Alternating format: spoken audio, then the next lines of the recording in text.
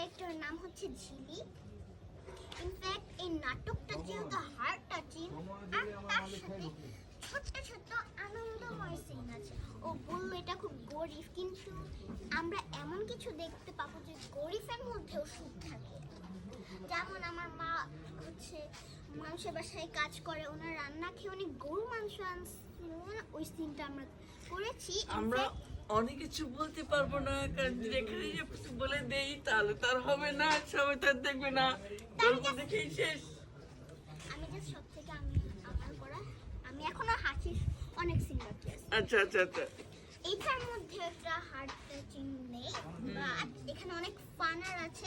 আপনারাও দেখতে পারবেন যে ধনীরাই শুধুমাত্র সুখে থাকতে পারে না। না এটার মেন জিনিসটা হচ্ছে ধনীরাও সুখে থাকতে পারে না, গরিবরাও সুখে থাকতে পারে। আমার কাছে এটা মনে হচ্ছে গরিবের ঘরে যদি এরকম একটা সুইট একটা বোন থাকে, ওই ফ্যামিলিতেই সুখ থাকে, তাই না?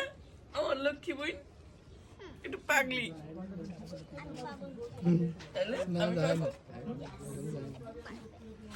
ঠিক আছে, ছোট বোন যেহেতু সবকিছু মেনে নিতে হয়, হাসি আর মুখে।